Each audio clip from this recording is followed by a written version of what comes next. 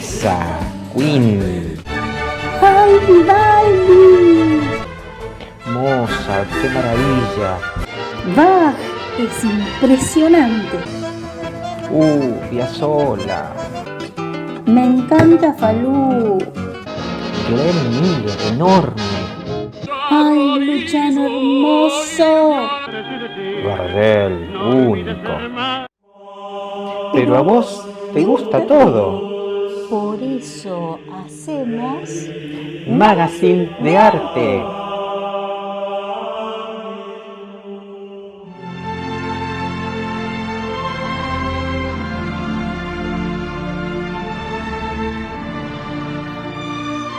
las últimas décadas se han realizado muchísimos estudios sobre los modos concretos mediante los que el sonido, el ritmo y la música pueden mejorar nuestra vida. Los resultados de los estudios realizados con música de Mozart han sido especialmente sorprendentes y han dado origen a la expresión efecto Mozart.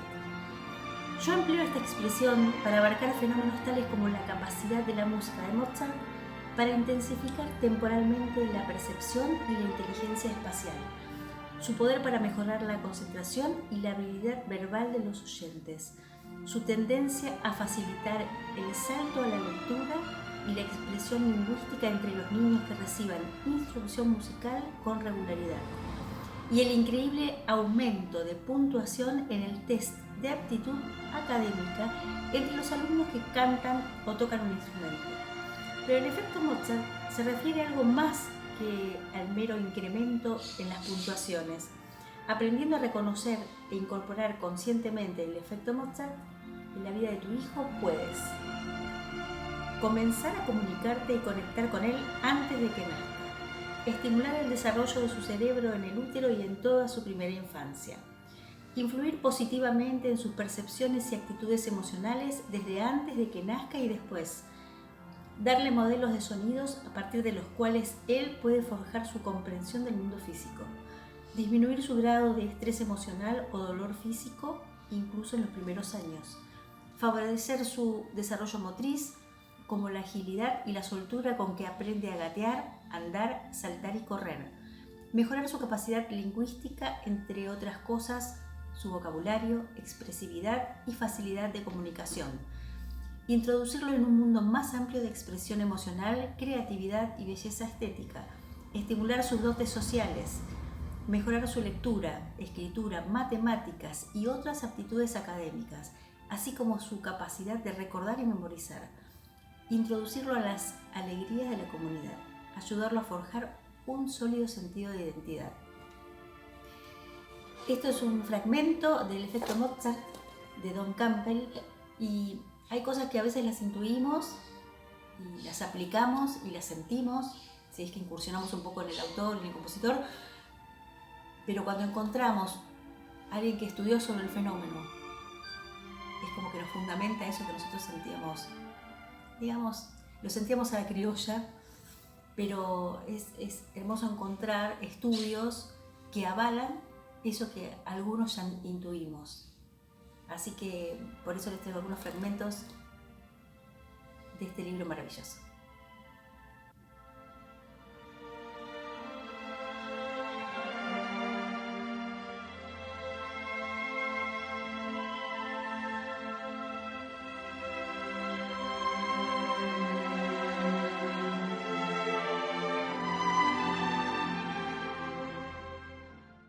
Verdeada, yerba mate de producción familiar, cosechada en Oberá, provincia de Misiones. Sus 2 años de estacionamiento y secado natural, sin agrotóxicos, conforman un sabor con cuerpo, sin irritar el estómago, y rinde muchos mates por su bajo contenido de polvo. Comunicate al 15 6 206 36 31 para que llegue a tu puerta. Llama, probala y contame.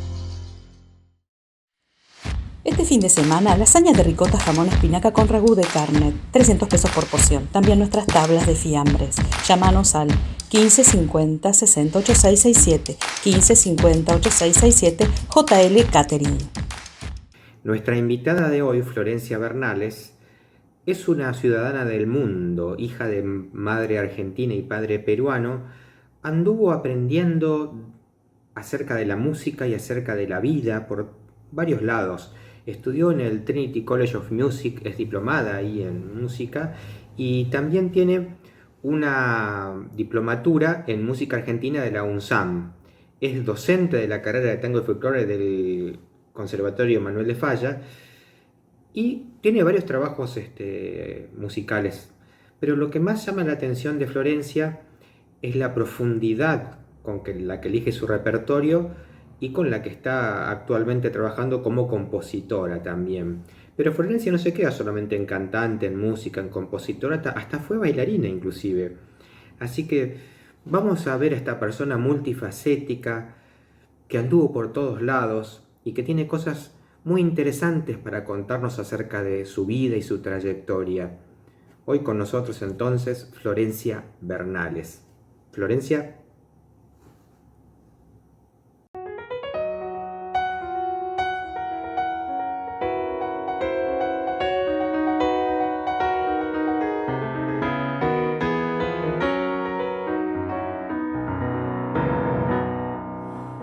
Esta zambita andariega viene llegando y se mete a la rueda como jugando, y se mete a la rueda como jugando.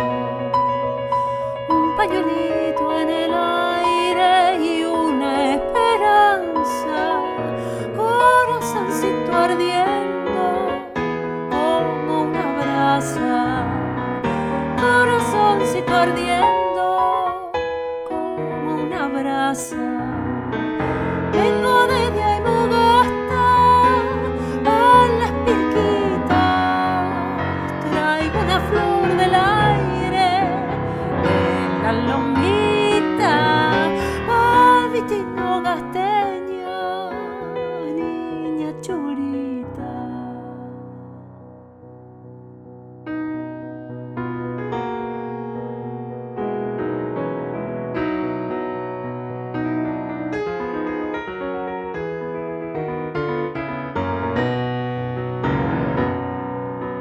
Venga, bailemos la samba repiqueteada, que ya se oye un bombito por la quebrada, que ya se oye un bombito por la quebrada.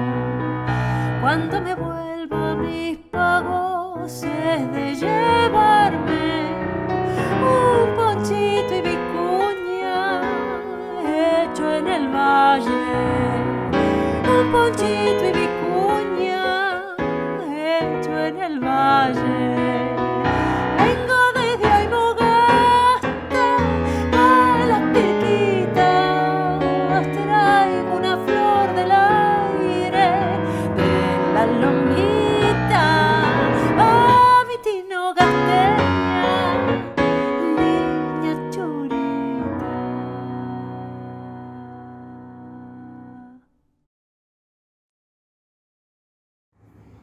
Florencia, ¿querés contarnos acerca de tu infancia? ¿Cómo fue? ¿Tus padres eran músicos, estaban en el mundo del arte? ¿Y cómo fue que terminaste estudiando en el Trinity College of Music de Londres? Bueno, vamos a tratar de contestar esa pregunta que va desde que nací hasta mis 23 años, así que contestarla muy resumidamente va a ser difícil, pero a ver. Mis papás se conocieron en una revolución, en la revolución de Velasco Alvarado, creo que fue en el 68, en Perú. Velasco Alvarado era un militar, quiso hacer, creo, una reforma agraria, y mi papá es peruano. Mi papá en ese momento trabajaba, estaba en la revolución muy activamente, es politólogo, y mi mamá se había ido ya hacía unos años a Perú a vivir mi mamá me tuvo a los 30 y se fue a los 20 a Perú, o sea que vivió más años que yo en Perú, que viví desde que nací hasta los 7 años, y mi mamá también se fue a trabajar con la revolución a Cusco, donde estaba mi papá, o sea que se conocieron en Cusco, y ahí, digamos, es donde yo no nací en Cusco, pero mi mamá vivía ahí, y mi mamá hacía títeres, trabajaba para Sinamos, que era una parte, digamos, de organización de la revolución, no me acuerdo ahora la sigla exactamente qué es, y ella se había hecho hacer un carromato hermoso al estilo de las cosas de lata que se trabajan en Perú. A ver ahora, sí, tengo algo parecido, pero bueno, esta, bueno, no la puedo acercar acá porque es una lámpara. No tengo acá mano, pero se había hecho hacer un carromato muy precioso y viajaba de comunidad en comunidad con un traductor del quechua, y hablaban con las comunidades de la problemática que tenían, y mi mamá les enseñaba a hacer títeres, y ellos mismos escribían sus obras de títeres y hacían los títeres y las representaban. Bueno, tengo unas fotos preciosas del trabajo de mi mamá ahí durante esos años de la revolución. Y con mi papá no se casaron, por eso mi mamá vino a tenerme acá, porque me tuvo sola de alguna forma, entonces vino a tenerme a Buenos Aires y se volvió rápidamente a Cusco, y vivimos ahí hasta que yo cumplí 2 años, y ahí nos mudamos a Lima.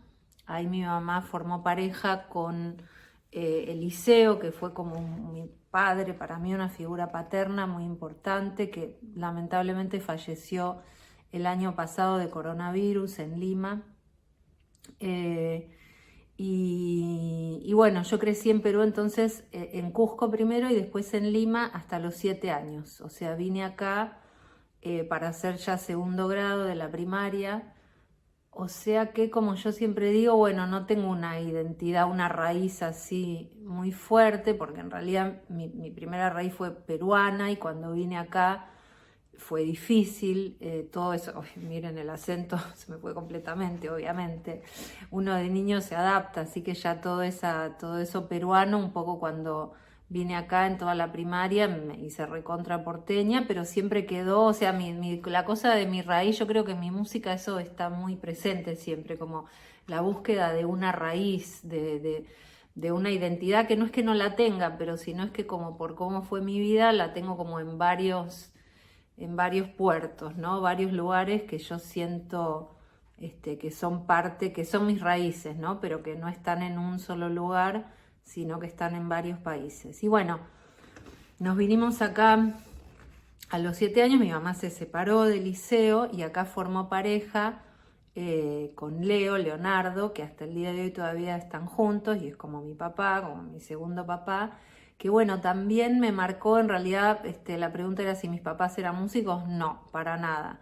Escuchaban un poco de música, bueno, te hablo por mi mamá, tenía algunos discos de los Beatles, de Paco Ibáñez, de Serrat, y esa fue la primera música que escuché en mi infancia, que sé que los Beatles me gustaban mucho, ahora los tengo ahí atrás, que vinieron en uno de los discos que heredé ahora en mi cumpleaños. Leo, el esposo de mi mamá, me regaló la bandeja que teníamos en casa, que es esta acá atrás, con todos los discos que él tenía, así que estoy alucinada escuchando vinilos. El sonido de los vinilos, la verdad es que es espectacular, y estoy muy emocionada con ese regalo, porque bueno, Leo escuchaba mucha música. Acá hoy me pasó el resto de la colección y hay de todo, la verdad, una persona con una cabeza musical enorme, escuchaba muchos tipos de música, bueno, entre otros Chico Buarque, que después a mí me recontra marcó, y algunas músicas así, no sé, Duke Ellington, qué sé yo, algunos discos, King Crimson, no sé, de todo, ¿no? Un poco, pero música que me marcó a mí mucho. Ahora, después, como a mí siempre me gustaba cantar, acá en la infancia, y estuve en el coro de niños del Colón 3 años, o sea que ahí conocí un poco toda la parte del mundo de la ópera y del bel canto, que me encanta, y canté en el Colón de chica esos 3 años, una experiencia increíble. Después, en la adolescencia, seguí estudiando, siempre canto, yo ya sabía desde chiquita que lo que quería hacer era cantar. Y bueno, estudié muchos géneros, jazz, cantos afrocubanos, siempre por la experiencia del Colón, canto lírico, y en un momento descubrí la música renacentista, sobre todo, también medieval y un poco barroca, pero sobre todo del Renacimiento, de Monteverdi, de Dowland, no sé, toda la música de esa época que en realidad es la base de nuestra música moderna, ¿no? Y me fui a Europa a los 20 años, recién cumplidos 20 años, yo ahí cantaba en el coro, el grupo vocal de difusión con Mariano Moruja, nos íbamos de gira y yo ya sabía que me quedaba ahí, 20 años recién cumplidos. Y mi idea era estudiar música antigua en Suiza con el maestro Gabriel Garrido, que es un maestro que también me marcó muchísimo. Hasta el día de hoy todo lo que me enseñó es un fuego que no se apaga. Igual él lo enseñaba a través de la música del Renacimiento, si bien era un tipo que sabía tocar folclore. En esos cursos que hice con él en el camping musical de Bariloche, a los, no sé, 17, 18 años, durante todo el día estudiábamos música del Renacimiento un montón y a la noche nos íbamos a guitarrear. Y Gabriel Garrido se había ido a Europa tocando folclore, o sea que era un musicazo que tocaba con la guitarra y el bombo, zambas del Cuchi, no sé, tengo ese recuerdo de esa mezcla, ese momento maravilloso, que también me marcó mucho. Y bueno, entonces me fui a Europa con esta idea de estudiar música antigua con Gabriel Garrido, le enseñaba en Ginebra. Pero bueno, cuando llegué a Europa, yo tenía un pasaporte italiano, me di cuenta que en realidad el pasaporte italiano en Suiza no me servía. Ahí yo además tenía un novio de acá, un noviecito que después salí muchos años con él, pero que nos habíamos conocido justo antes de que yo me fuera. Y él se fue a Europa, pero medio que él no, estábamos de viaje y no daba como para parar en Suiza, porque yo había entrado a la escuela a la que había audicionado, en realidad mandé un cassette y no sabía si había entrado o no, y cuando me dijeron que había entrado, ya estaba en ese viaje en Europa y terminamos en Londres, y ahí yo, bueno, dije, bueno, quiero estudiar acá. Hice varias audiciones, hubo un par que no entré, me preparé otro año más porque era muy difícil entrar y ahí también ya me di cuenta que era mejor, ahí ya tenía 21 años, era mejor estudiar porque la música antigua era como un posgrado, era un máster, duraba menos tiempo, 1 año, 2 como mucho, y el nivel como para entrar tenía que ser más avanzado, y yo me di cuenta que en realidad lo que me convenía era hacer un curso de más duración donde pudiera estudiar más años técnica vocal, y así es que hice un Bachelor of Music, se llama, todavía no lo hice acá validar, hace mucho, así que no sé exactamente a qué equivale acá, pero eran 4 años que estudié en Londres y era un curso de música, digamos, de canto lírico, si bien yo me dediqué un montón ahí en ese tiempo a la música antigua, y ya cuando terminé de estudiar, a los 25, 26 años, también ya ahí un poco me daba cuenta que en realidad no quería seguir mucho el camino del mundo del canto lírico, de la ópera, que si bien lo amaba, pero la verdad es que era un ambiente bastante difícil, era una carrera también difícil, muy sacrificada, yo me daba cuenta, y a mí me gustaba, por ejemplo, mucho viajar. En esos años viajaba todo lo que podía. Cuando venía acá, qué sé yo, fui un par de veces a Brasil, a México. Ahí en esos años pude conocer un poco Latinoamérica. Así que bueno, así fue que viví 7 años en Londres. Después de esos 7 años me mudé a Berlín y ahí viví otros 3 años más, o sea que viví 10 años en total afuera, de los 20 a los 30 años. Y ya para cuando me mudé a Berlín había decidido hacer música popular latinoamericana y fue lo que empecé a hacer profesionalmente, digamos, en Berlín. También un poco más, o sea, paralelo a música medieval y música antigua, que era como mi especialidad, pero yo ya me daba cuenta que lo que yo quería hacer como solista era música popular latinoamericana.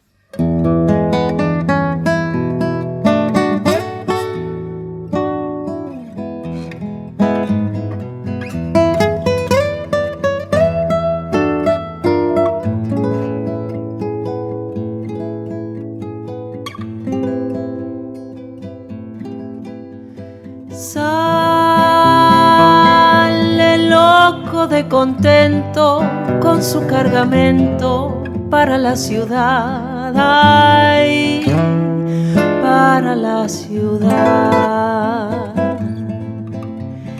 Lleno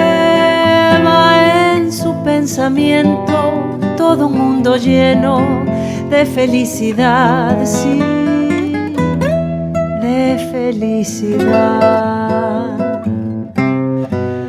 Piensa remediar la situación del hogar que es toda su ilusión, sí, y alegre el jibarito va pensando así, diciendo así, cantando así por el camino. Si vendo toda carga, mi Dios querido, un traje a mi viejita voy a comprar. Y alegre también su yegua va al presentir que su cantar es todo un himno de alegría. En eso le sorprende la luz del día y llegan al mercado de la ciudad. Pasa la mañana entera sin que nadie quiera su carga comprar. Ay, su carga comprar.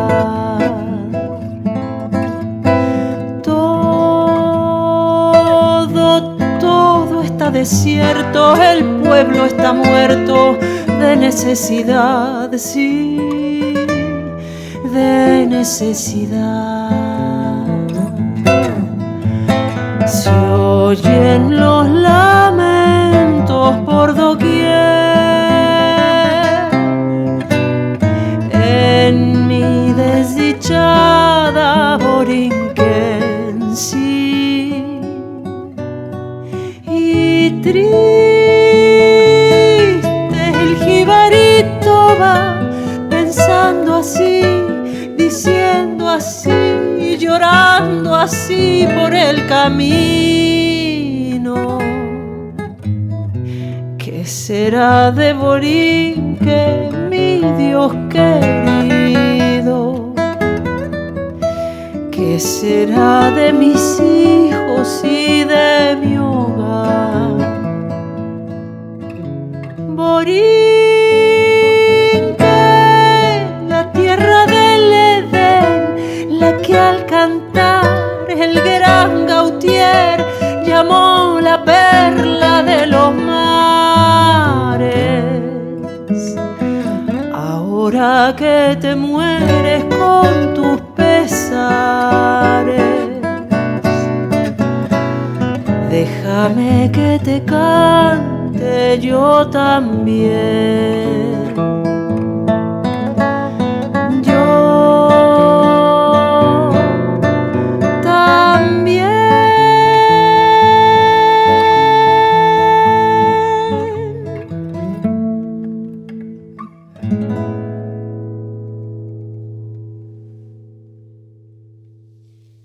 Florencia, quiero preguntarte acerca de un trabajo que data de 2010, Ruta 9, donde te dedicaste a trabajar en la difusión de ritmos y compositores que han tenido poca difusión. Contanos sobre ese trabajo y qué te llamó la atención de ellos, por qué pensás que algunas obras y algunas personas quedan así, aún teniendo mucho material valioso, quedan con ese desconocimiento para la gente.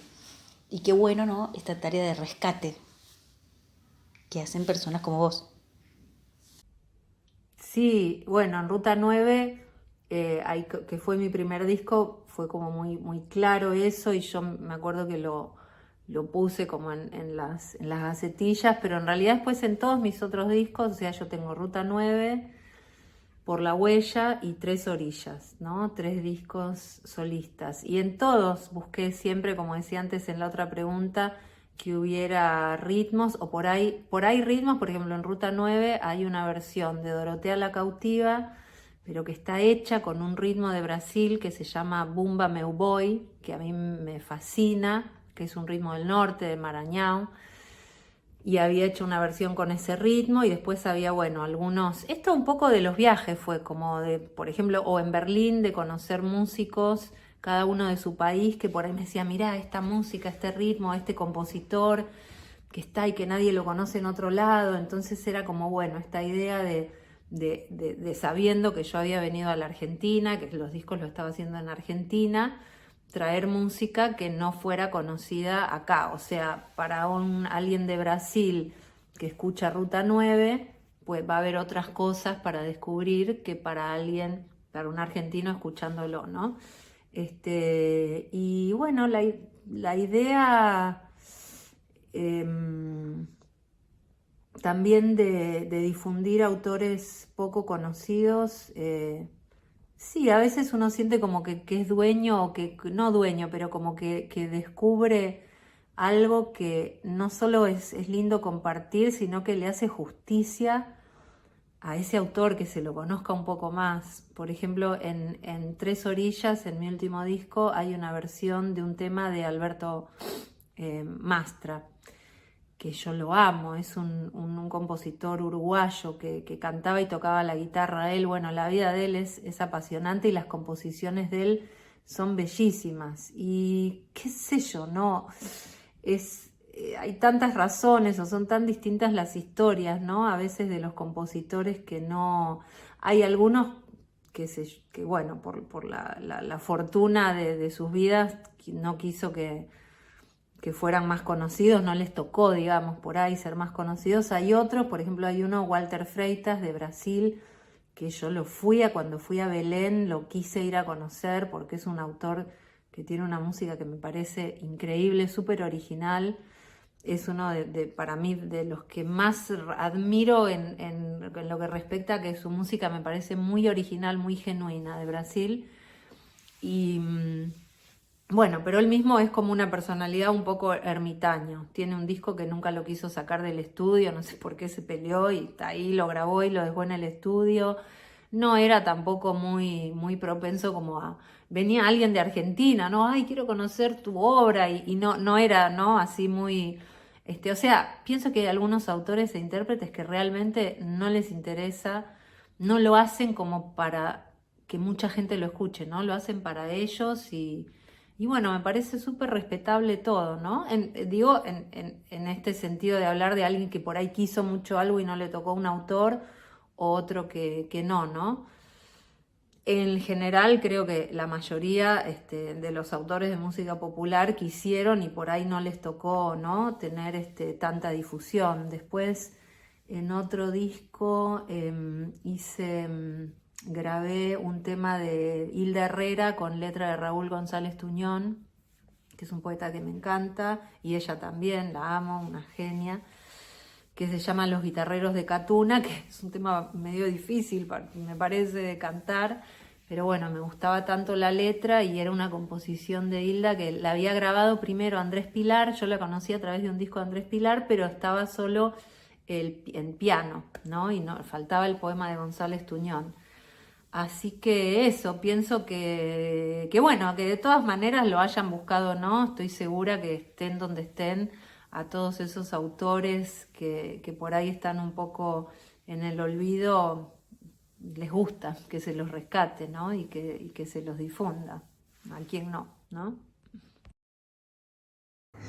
¿Qué fue lo que te impulsó a volver de Europa a la Argentina para hacer una carrera, o no? ¿Qué fue lo que te impulsó a volver? Y cuando volviste, ¿cómo viste todo? ¿Cómo encontraste el estado del arte y cómo empezaste a hacer tu camino en el arte acá en el país? Bueno, yo en realidad cuando me fui a los 20 años, mi idea era irme por 1 año o 2 y volver, estudiar allá y volver. Y bueno, me quedé 10 años, o sea que cuando volví no aguantaba más, me moría de la nostalgia. El otro día le estaba contando a alguien que en Berlín mis primeros conciertos de tango, los que hice de tango, puramente de tango, porque al principio le puse, en realidad todo, pero hice estos conciertos de tango que cantaba 25 temas por concierto, una cantidad de temas impresionante. Y me acuerdo que estaba en el repertorio Mi Buenos Aires querido. Y bueno, yo la ensayaba, ¿no? Y llegaba la parte que dice: Mi Buenos Aires, tierra florida, donde mi vida terminaré. Bajo tu amparo no hay desengaño, vuelan los años, se olvida el dolor. Bueno, yo llegaba a esa parte y me ponía a llorar, a moco tendido. ¡Ay, mi Buenos Aires! Y estaba cantando, ensayando, y llegaba a esa parte y me ponía a llorar porque no podía más del dolor de cantar eso, me era un puñal en el corazón. Probé varias veces, hasta horas antes, la pasada de sonido antes del concierto, y lo tuve que dejar afuera ese tema porque no lo podía cantar, porque me ponía a llorar. O sea que extrañaba mucho. No me pasó como muchos otros músicos que conozco que van a Europa y se acostumbran y les encanta y les gusta cómo está organizado allá y se acostumbran a la cultura. Bueno, a mí no me pasó, siempre extrañé mucho Latinoamérica. A mí me gusta Latinoamérica. Creo que sí podría vivir en Brasil o en Perú o en Uruguay, no sé. Igual habría que ver porque cada país tiene, ¿no? Tiene su idiosincrasia, pero sí que extrañaba mucho Latinoamérica. Y bueno, cuando volví acá, digamos, culturalmente, el estado de la cultura acá en Argentina es espectacular. Tenemos una historia.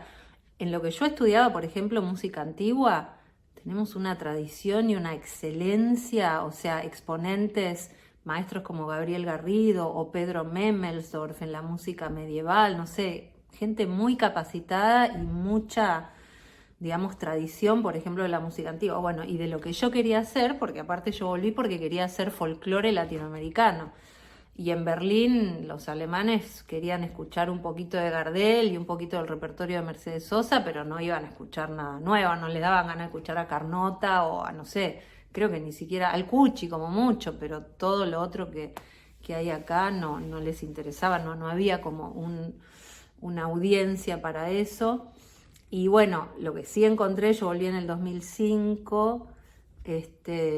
obviamente después del 2001, económicamente todo bastante deteriorado y recomponiéndose, pero culturalmente, o sea, la cultura a veces, inclusive en periodos tan difíciles en lo económico, encuentra lugares por donde seguir avanzando. Así que en lo cultural, nada, era fabuloso. Si bien, digamos, yo en Berlín particularmente tenía, hasta los años que yo viví ahí, creo que hoy también debe seguir siendo así, es una ciudad de Alemania donde es muy lindo vivir, es relativamente barato porque es mucho más caro vivir en ciudades como Colonia o Múnich o Dresden, y en Berlín es más barato vivir. No hay mucho trabajo porque en realidad los músicos ganan mejor y hay más conciertos y producción en otras ciudades.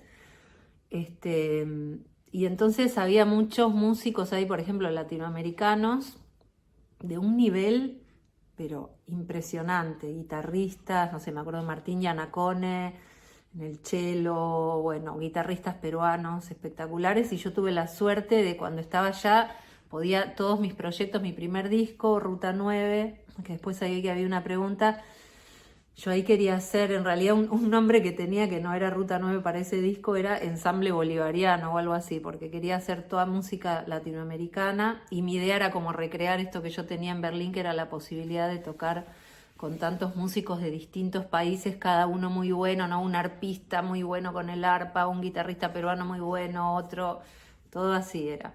Cuando volví acá, lo que me costó un poquito más, lógicamente, fue hacerme como una red, empezar a conocer acá a músicos con quienes trabajar y armar grupos y proyectos, pero bueno, culturalmente la producción, digamos, la tradición acá en la música popular y insisto, en los otros géneros, en el rock, en todo, a mí me parece que es de un nivel de de una profundidad, de una excelencia y de una cantidad, porque en ese entonces, tanto como hoy, por ahí lo que más creo que en estos últimos 20 años cada vez crece y crece más es el tango, que tuvo un momento, ¿no?, en la dictadura y después en los 80 como de ir reconstruyéndose y una identidad.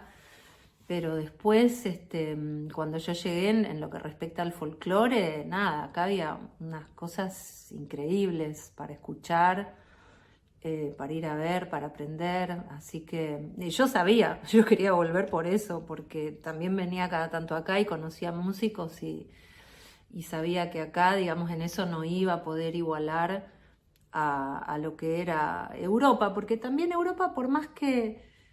O sea, a veces la gente, yo creo que acá idealiza, ¿no? Dicen, ay, en Europa, porque si te vas a Europa. Y no, en Europa hay cosas para mí, ¿no? Hablo, por supuesto, es mi opinión, que no son, que acá son mejores. Acá la calidad de vida es mejor. Allá es muy difícil armar un proyecto que no tenga una mínima, no sé, visión de ganar plata. Y obviamente los músicos tenemos que vivir de algo y no estoy diciendo, por Dios, que ese no tiene que ser... un objetivo, ¿no? Pero acá se hacen las cosas de otra forma. Así que bueno, para mí fue una alegría poder volver acá después de tantos años y bueno, no me arrepiento de haber estado 10 años allá, porque fueron 10 años maravillosos, pero mi lugar en el mundo es acá. Nuestro magazine viaja por todos lados, se conecta con personas de todo el mundo que han viajado, que son argentinos en el extranjero, que regresan, como en el caso tuyo, con tanto camino recorrido y tantas cosas estudiadas. Yo quería que nos cuentes sobre lo que has cursado en la UNSAM, qué interesante, diplomatura en música argentina. Vos sabés que cuando este programa nació en San Martín, así que cuando algo toca nuestro barrio... Lo digo siempre, esto toca nuestro corazoncito. Contanos, qué interesante hacer una carrera dedicada a la música argentina. Así que contale a la gente que está escuchando, a nosotros, en qué consiste, qué te aportó. A veces, aún estando en el lugar, no sabemos que existen ciertas carreras. Y me pareció muy interesante para que lo cuentes acá. Bueno, sí, es la UNSAM. Yo la amo, yo vivo en San Telmo y voy hasta ahí, ahora no, lo extraño un montón, pero tiene un departamento de artes que tiene varias licenciaturas, licenciatura en música argentina, creo que fue la última que se agregó, después tiene circo, cine, danza, títeres y cine creo que es documental y fotografía. Lo que yo lamentablemente no hice fue cursar esa licenciatura, me encantaría, lo pensé un montón de veces, pero yo enseño ahí, así que no sé, a veces pienso, digo, ay, me gustaría hacer todas las materias, pero si yo enseño canto, ¿cómo hago? ¿Podría hacer las otras? ¿Me podría anotar? Bueno, me hubiera encantado poder cursarla. Cuando yo me fui, en el 95 no había esas carreras, yo tengo el honor... y la felicidad de trabajar enseñando canto, técnica vocal, digamos, aplicada al canto popular, en esta licenciatura en la Universidad de San Martín y en la carrera de música popular argentina del Conservatorio Superior Manuel de Falla. Son por lo menos, bueno, pues acá está la de Avellaneda también, ¿no? Pero eso ya es provincia, bueno, la de San Martín también. Y la licenciatura de San Martín es una licenciatura se hace más o menos en unos 4 años, de música argentina. Y bueno, tiene un plantel docente que, por eso yo digo que me encantaría cursarla. Te voy a nombrar algunos, seguro me voy a olvidar de otros, pero enseñan ahí Diego Esquisi, Ramiro Gallo, Andrés Pilar es nuestro coordinador, ahora el director de la carrera. Antes que él estuvo Juan Falú, que también sigue enseñando. Jorge Schusbury, Pablo Fraguela. Es una licenciatura donde está muy orientada a los arreglos y composición, o sea, tiene un foco bastante fuerte en esas dos áreas, ¿no? Componer música y hacer arreglos, pero también se ven los estilos. Por ejemplo, en canto vemos qué significa, digamos, qué es, digamos, técnicamente en la voz, en el tracto vocal, lo que tiene que tener un tango para que nos suene un poco a tango, ¿no? No importa que después por ahí, los que pasan por ahí, cuando salen no es que se enseña a cantar o tocar solo de una forma, pero sí se ve en qué consisten los estilos, ¿no? Hablo un poco, yo doy instrumento, porque después hay así materias que son de composición, armonía, ¿no? Pero por ahí en lo que es aplicado a lo que yo enseño, instrumento, es ver un poco cómo usar la técnica vocal al servicio de la mayor expresión posible de cada uno individualmente, ¿no? Y la salud vocal y los estilos. Así que después la otra del Conservatorio Superior Manuel de Falla, también me gustaría hacerla. También tiene un plantel docente increíble. Esa creo que son un poco más de años, no sé bien la carga de las materias que tiene, pero bueno, los invito a todos a entrar a los 2 sitios de la Universidad de San Martín. El San Martín es el Instituto de Artes Mauricio Kagel, IAMC, y ver cuándo son las inscripciones. A la de San Martín se entra mediante un curso que se hace cada 2 años, esa tiene ingreso cada 2 años, y la del Falla tiene ingresos cada año. Pero bueno, la verdad es que para mí, insisto, es un honor trabajar en la educación pública, y bueno, para estar, digamos, para estar y aportar ahí, permanentemente hago cursos, tomo mis clases, por supuesto, también, y digamos, me sigo formando día a día, año a año, mes a mes, para poder, porque vos decías que aprendiste de ahí. En realidad, cuando uno enseña, siempre se lo digo por los alumnos, muchas veces también enseñan y todo, y lo digo, cuando uno enseña, aprende tanto o más de lo que da. O sea, estar también en el rol de tener que guiar a otros y aportarles, deja también muchísimo, muchísimo, muchísimo, clase a clase, de lo que uno aprende, ¿no? Así que bueno, aunque no la curse, aprendo mucho ahí, me hace crecer muchísimo.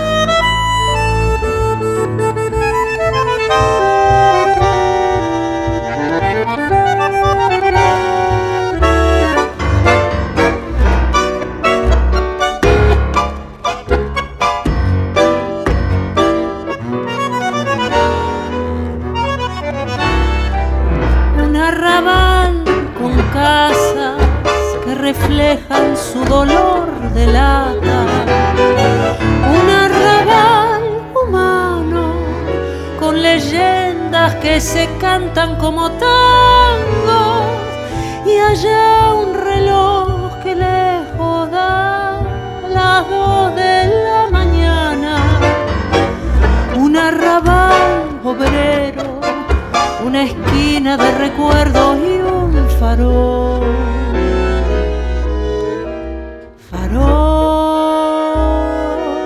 Las cosas que ahora se ven.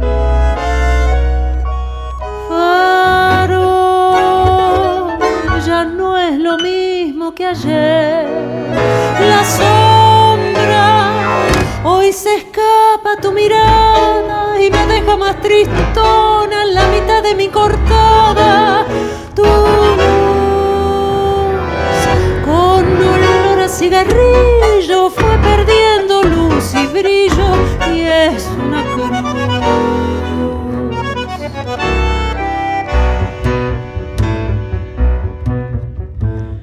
Allí conversa el cielo con los sueños de 1.000.000 de obreros. Allí murmura el viento los poemas populares de Carriego. Cuando allá a lo lejos dan las 2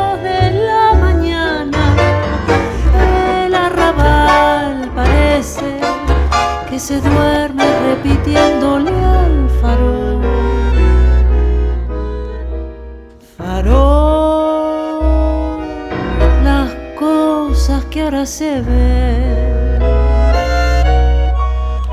Farol, ya no es lo mismo que ayer. La sombra hoy se escapa a tu mirada y me deja más tristona la mitad de mi cortada. Tu luz con olor a cigarrillo fue perdiendo luz y brillo y es una cruz.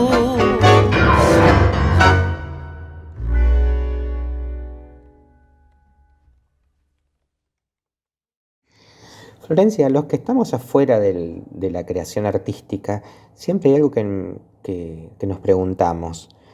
¿Cómo elegís un repertorio? O sea, ¿cómo te llega una música que nadie conoce, digamos, que yo no la conozco, que el vecino no la conoce? ¿Cómo te llega esa letra? ¿Cómo te llega esa música? ¿Te van y te buscan, te dicen, Florencia, cantas esto? ¿O vos estás buscando y en qué lugares buscas? Ay, qué linda pregunta. Bueno, eso creo que es, o sea, debe haber tantas respuestas como intérpretes hay, ¿no? A mí me gusta mucho, como tengo esta cosa que ya de que, por ejemplo, que me gustaba la música antigua, la música del Renacimiento. Esa es una música que es un repertorio que a veces hay que ir a buscar, que es difícil leerlo, que está ahí como guardado en el pasado para descubrirlo, ¿no? Que inclusive hay cosas que se perdieron, hay todas unas cosas de Monteverdi, por ejemplo, que se perdieron, que a veces ni me entra en la cabeza, que debe ser una música increíble como toda la música de Monteverdi. Entonces, a mí particularmente me gusta eso de ir y buscar y sacar algo del olvido, como, ¿no? Encontrar algo que esté como olvidado y decir, uy, está esto para volverlo a traer a la vida, ¿no? Así que yo hago mucho eso. La forma puede ser, por ahí uno está leyendo un libro y lees que en el libro citan tal disco o una canción y te interesa, y hoy en día, bueno, con internet, en Google, ir a buscar es mucho más fácil que antes. Por ahí yo antes iba mucho, a veces, por ejemplo, iba a las librerías de la calle Corrientes y buscando partituras de esas de tango y qué sé yo, que vendían por $1, $2, y viendo, ay, a ver esta letra y leyendo más o menos la música y, uy, ahí debe haber algo bueno. Después, bueno, por ejemplo, en Sadaic hay, en realidad la posta, digamos, una forma más metódica sería ir a Sadaic y buscar, ¿no? En toda la música que hay registrada, pero otra, por ejemplo, ahora hace poco, a ver si tengo suerte y lo encuentro, en estos discos que heredé, ahí hay que estar. Por ejemplo, encontré este disco que heredé, ¿no? De Leda Valladares, la recopiladora, ¿no? La hermana del Chivo Valladares, a mí me gusta mucho la música del Chivo Valladares también. Y acá es todo letra y música de Leda Valladares. Todavía no me senté a escucharlo, pero son todos temas de ella. Y digo, uy, wow, ¿qué temas tendrá? ¿Cómo serán? Acá habrá algo que me gustará para grabar. Después, bueno, en los viajes también, en todo lo que pude viajar por Brasil, ahí conocí muchos ritmos. Ya cuando fui a Pernambuco, al norte, ritmos muy, muy, muy hermosos que acá por ahí más que conocemos la bossa nova, el samba, Chico Buarque, lo que yo ya conocía. Pero bueno, Brasil es como otro continente con tantos ritmos que no conocemos, que ni ellos pueden conocer. A veces los que viven en el sur no conocen todo lo del norte. Siempre me llamó la atención porque es como que el sueño de los brasileros, charlando con ellos, por algo le preguntás, viste, a un argentino y te dice, ay, mi sueño es conocer Perú y Colombia y Venezuela y todo, o México y otros países de Latinoamérica. Y muchos brasileros con los que yo hablé, muchos siempre te dicen, ay, mi sueño es poder conocer todo el Brasil, la Amazonía y el norte, ¿no? Como que ellos saben, ven que su país es tan grande, que bueno, mucho para conocer. En realidad, obviamente cada país, ¿no? Acá también en Argentina hay, si uno va provincia por provincia, hay miles de ritmos y, ¿no? Estilos para descubrir y difundir.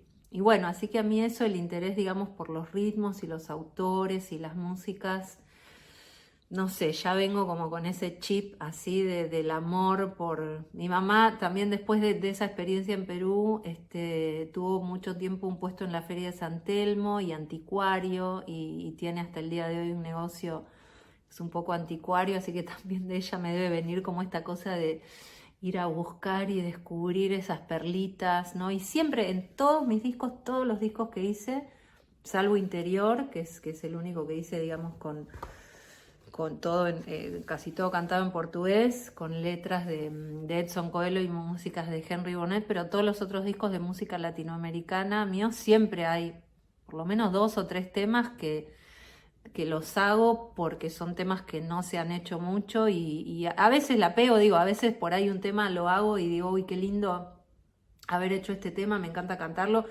Otras veces me doy cuenta que puse un tema porque era raro y no se había hecho mucho, y en realidad digo, uy, bueno, no sé si es el tema que más, digamos, que por ahí por la letra o la música, ¿no?, más me emociona.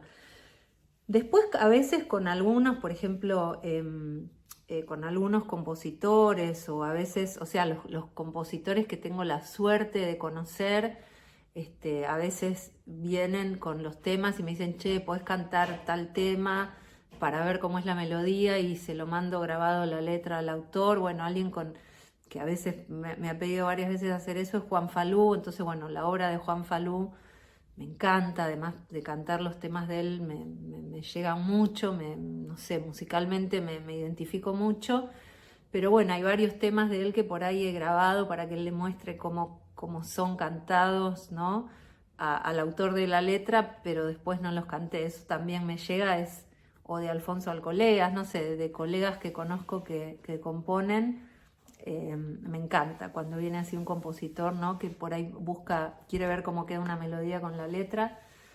Así que esa es la forma que me llega, digamos, la busco, como sea, me gusta todo, una cita de alguien, un libro, algo que uno encuentra, y hoy también, insisto, con internet, buscando versiones y todo, también. Hay mucho material tuyo para escuchar, más allá también de la que traemos al programa. Hay uno que me impactó, 3 orillas, donde haces como una exploración de la voz, acompañada por instrumentos. Contanos de ese proyecto, a mí me dejó impactada y muy original. Bueno, gracias. 3 orillas es mi último disco solista, es del 2020. Lo presenté apenas empezaba en marzo, el 6 de marzo, tenía una presentación el 6 de marzo y una el 15 de mayo, que era el día de mi cumpleaños. El 6 de marzo lo hicimos, ya empezaba, estaba todo como, estábamos todos un poco alarmados, y se hizo a sala llena, estuvo hermoso, y ya la del 15 de mayo hubo que suspenderla. Y bueno, fue loco porque es mi último disco solista, y la verdad es que de cómo fue esta montaña rusa, este tsunami que es la pandemia, lo hice y un poco quedó ahí. Yo no le di mucha más difusión por los medios que yo tengo, que son chiquitos, así que agradezco enormemente siempre la posibilidad de que desde un programa de radio, que además amo la radio, me inviten a compartir un poco lo que hago. Pero es mi último disco solista, y sí, lo que decís de la voz, un poco también en mi camino, ¿no? Al volver acá, en estos años, ya desde el 2005, y siempre con esta cuestión de las raíces y de la pertenencia, como que yo siempre siento que quiero pertenecer a algo, y en algún momento me cayó una ficha de que, bueno, yo soy la mezcla de todo eso. Es como que no soy verdadera si solo trato de aferrarme a un estilo o a una cosa. Y en realidad en mi formación, de lo que les decía, que estudié jazz muchísimos años, ópera, música antigua, cantos afrocubanos, folclore. Entonces en este disco sí que di rienda suelta, le pedí a Alfonso Alcoleas, que es el que hizo la mayoría de los arreglos estos que decís que usan la voz, le dije, quiero usar mi voz un poco más allá de la letra, quiero que hagamos pasajes instrumentales donde yo use la voz como un instrumento. Y bueno, lo fuimos armando un poco entre los dos, él haciendo los arreglos y yo diciéndole un poco por dónde quería que fuera, pero Pero sí, creo que es un disco donde yo por ahí me animé más a encontrar un estilo propio, que por ahí en Ruta 9 había un estilo propio más desde lo lúdico, en el sentido de que yo grabé ahí miles de instrumentos de percusión en todos los temas, pero por ahí con la voz hice algunas cositas, pero no tanto. Después en Por la Huella, yo ahí quise que fuera un disco como más, en realidad la idea original era un disco doble, uno de tango y uno de folclore, y ahí yo quise ser como mucho más fiel a los estilos y no sé si fue una decisión muy acertada. Creo que me encorseté un poco vocalmente, ¿no?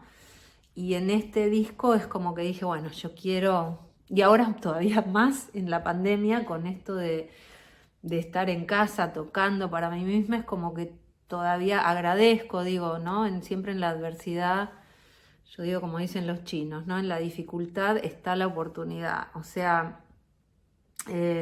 todavía me liberó más un poco de esta cosa de decir, bueno, ¿a qué pertenezco yo? Y soy un poco todo eso. Me gusta, soy un poco de la música antigua, soy un poco de la ópera, soy un poco de los tangos porque soy reporteña, pero también me gusta cantar portugués y estudié jazz y bueno, creo que lo que pueda tener de original ese disco es gracias a que yo entendí que bueno, que soy una mezcla un poco de todo eso. Por eso también le puse 3 orillas, porque en realidad es como, ¿no? La idea era como esta, como un río tiene 2 orillas y 3 ya es como algo que uno dice, bueno, ¿qué es eso? ¿Es un río? ¿Qué es? No sé, como un lugar, ¿no? Donde confluyen varios cauces y se mezcla todo y también como 3 siendo un número impar y orillas uno se imagina siempre 2. Entonces me gustaba eso, como eso de no entender bien, ¿no? Qué hay, cuánto hay y de qué. Así que, bueno, me alegro mucho que te haya gustado, que les haya gustado ese disco. Yo le tengo mucho cariño, espero poder seguir presentándolo porque además armamos una banda hermosa para presentarlo y solo pudimos hacer esa fecha. Así que esperemos que cuando todo esto pase podamos seguir presentándolo en vivo.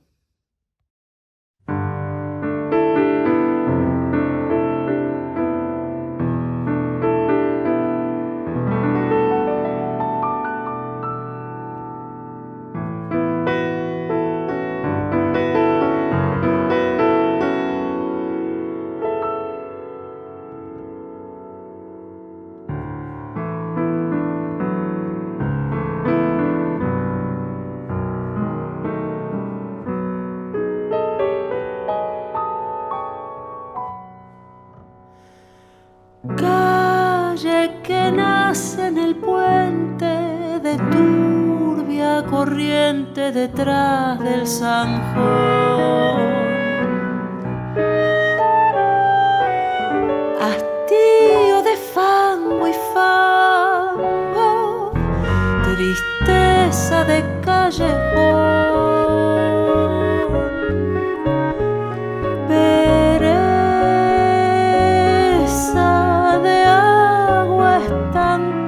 Miseria endiablada que se echa a rodar, rodando como el organito que en el potrerito hoy nos hizo asomar.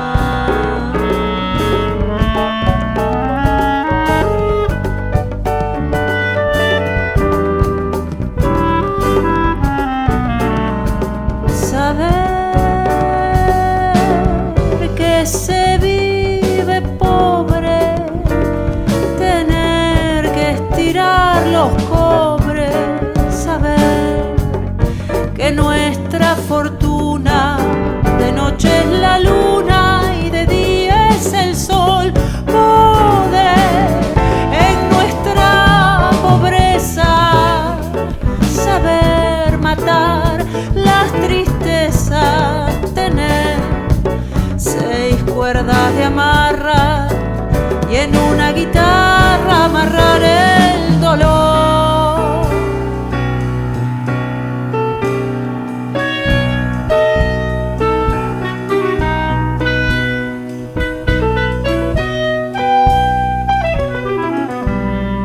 Calle que nace en el puente detrás del zanjón. Amor y amores nuevos no han de ver tu callejón. Más larga será tu cortada y el agua estancada rodando se irá, rodando como el organito que en el potrerito hoy nos hizo asomar. Saber que se vive pobre, tener que estirar los cobres, saber que nuestra fortuna de noche es la luna y de día es el sol, poder en nuestra pobreza, saber matar las tristezas, tener 6 cuerdas de amarra y en una guitarra amarrar el dolor.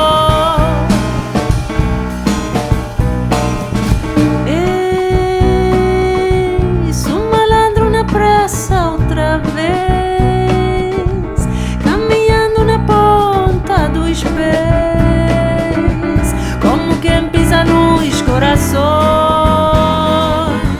que rolaram dos cabarés.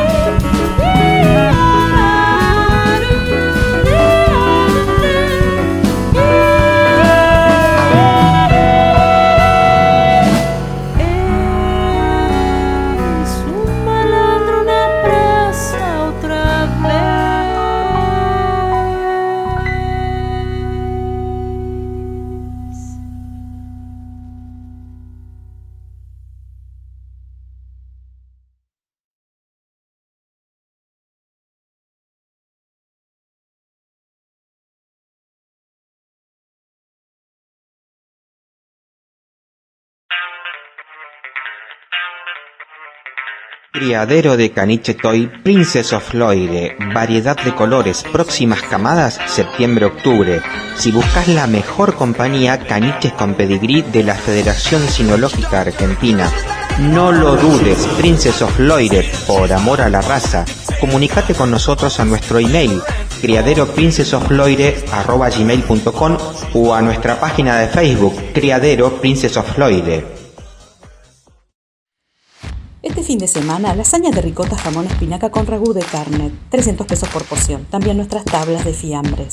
Llámanos al 1550 60 8667, 1550 8667, JL Catering.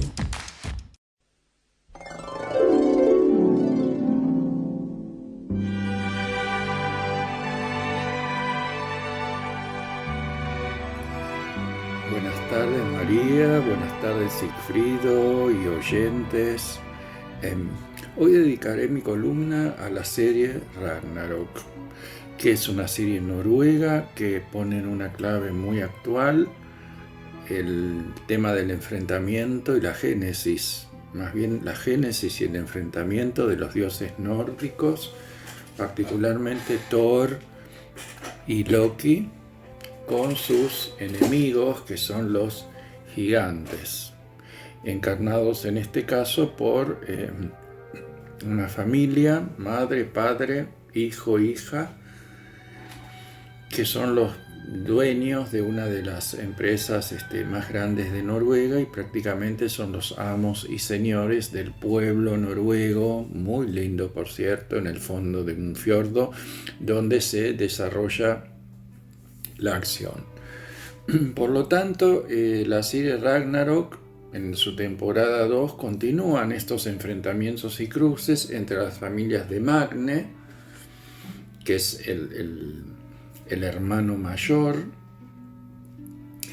y futuro dios Thor, y la familia Yutul, que son los gigantes.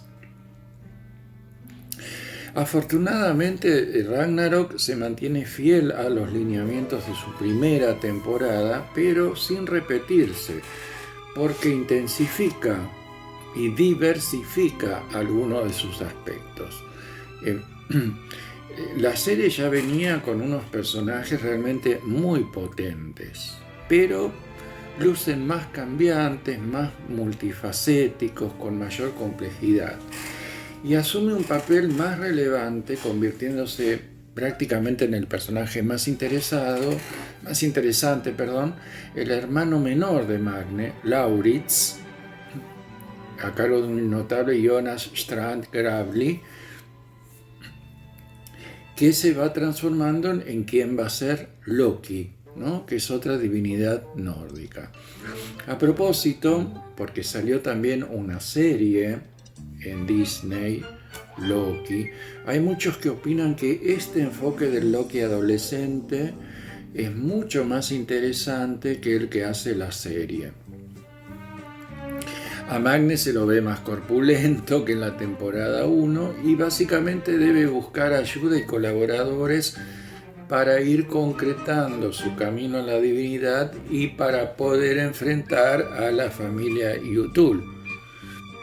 Pero él nunca pierde de vista la cuestión moral, por lo tanto se le presentan dilemas morales a cada rato, desorientación, pero también momentos graciosos, ¿no? Porque es una serie escandinava que realmente conserva ese humor tan particular de esa zona de Europa. Los cruces e intrigas y alianzas y rupturas entre los integrantes de ambas familias alcanzan por momentos ribetes realmente shakespearianos, y surgen algunos vínculos nuevos que son perturbadoramente ambiguos, realmente bastante audaces. Pero como ya les decía, manteniendo los rasgos de su humor seco tan escandinavo cuando hace falta. Como dije al comienzo, el encuadre de la historia es básicamente realista, ¿no? Y tanto es así que el uso de efectos especiales es realmente mínimo. Y bueno, en realidad la historia es un coming age en un marco de lucha de clases. La clase media está representada por Magne y su familia, y la clase alta empresaria está encarnada por la familia Yutul, los gigantes, que su empresa, además de ser una de las más grandes de Noruega, es de las más contaminantes. Por lo tanto, hay un escenario también muy moderno de disputa ecológica entre la familia Yutul y el pueblo de Eda, donde transcurre la historia. Los Yutul siguen siendo una familia de villanos tan fascinantes como temibles, de los mejores que nos han dado la serie. Y en Ragnarok también está muy presente la agenda de diversidad de género y de diversidad sexual. La articulación de mitología y realidad, entonces, en esta serie está planteada con total naturalidad, nunca luce forzada o solemne, y es uno de sus grandes hallazgos, en una serie que siempre, bastante breve, y una serie que siempre va sorprendiendo a cada rato sin perder una coherencia férrea y honesta con el espectador. Realmente una serie fresca y muy recomendable. Espero que tengan un buen fin de semana y nos vemos la semana que viene.